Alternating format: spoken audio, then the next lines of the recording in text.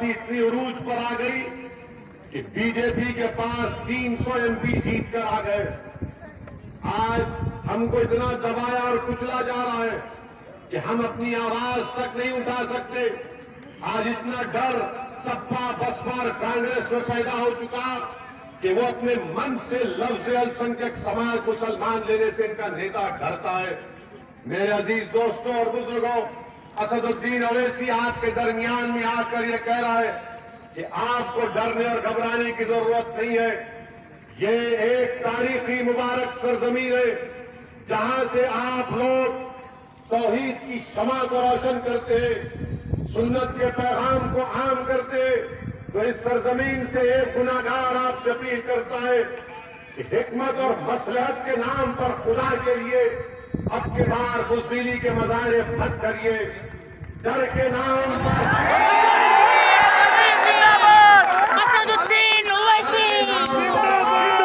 उन पार्टियों को वोट मत दीजिए जो हमेशा आपको लूटते आए हैं। अगर डरना है तो जमीन और आसमान बनाने वाले से डरो, मखलूक से मत डरो।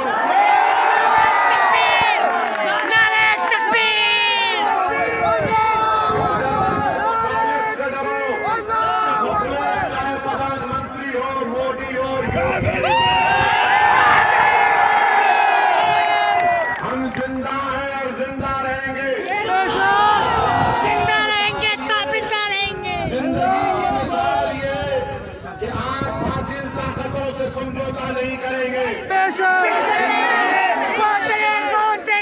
मजलूमों का साथ देंगे। मिसाल ये है कि आप जुल्म को जमहूरी तरीके से उसका खात्मा करेंगे। की मिसाल ये है कि आप अपने वोट की अहमियत और कीमत को जानेंगे। अजीज दोस्तों और बुजुर्गों, क्या 2014 में ओवैसी ने इलेक्शन लड़ा था? 2017 में हम सिर्फ 30 सीट पर चुनाव लड़े। तब भी अखिलेश और राहुल की जोड़ी जो नाहिल और नाकाम जोड़ी थी। 2019 में हम नहीं लड़े, अखिलेश और बहन मिलकर लड़े।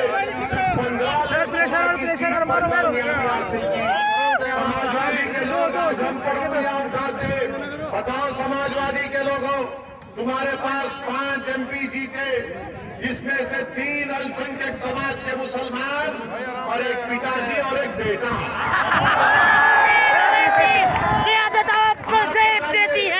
कौन जिम्मेदार है इसका?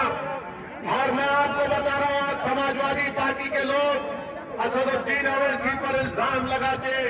लगाओ, जितना इल्जाम लगाना है लगाओ।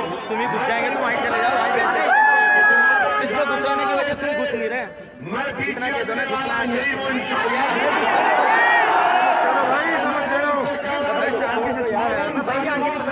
कोई बात नहीं, आप देख रहे हैं इसको बताओ भैया, पीछे से धक्का आ रहा है, मैं क्या करूँ? मुसलमान निडर है ना इनके इल्जामात मेरे हौसले और अज़म में कमी पैदा कर सकेंगे, ना किसी जालिम की गोलियां मेरे दिल में सिवाय अल्लाह के किसी और का डर पैदा कर सकेंगे। आप पूछिए समाजवादी पार्टी से, पूछिए इनसे कि लोकसभा में आपने यूएपीए के कानून में जो दिल्ली में बैठकर एक इंस्पेक्टर किसी को भी दहशतगर्द घोषित कर सकता है, समाजवादी ने, बसपा ने, कांग्रेस ने, अमित शाह के लाए हुए कानून की तारीफ की थी। कोई बात नहीं, इसकी चिंता मत करो, मेरी चिंता मत करो, मेरी चिंता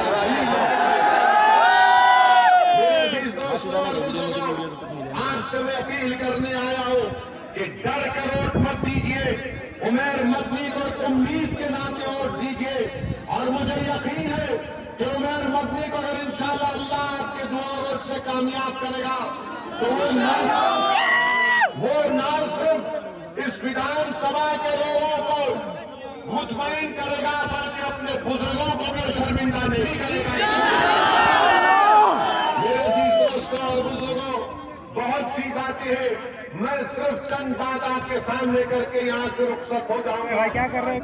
सहारनपुर में प्रधानमंत्री आए थे, अचानक ट्रिपल तलाक के बारे में बोले। प्रधानमंत्री अचानक मुस्लिम महिलाओं से मोहब्बत।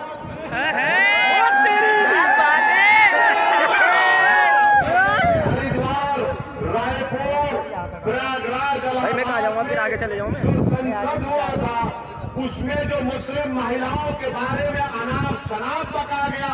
प्रधानमंत्री आप अपनी प्रधानमंत्री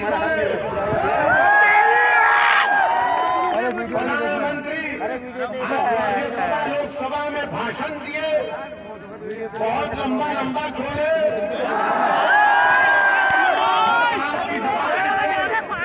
आपकी जबान से उन बच्चियों का जिक्र नहीं निकला जो अपनी शराब और अपनी गीरत के मजारे करते हुए इल्म हासिल कर रही थी कर्नाटका में।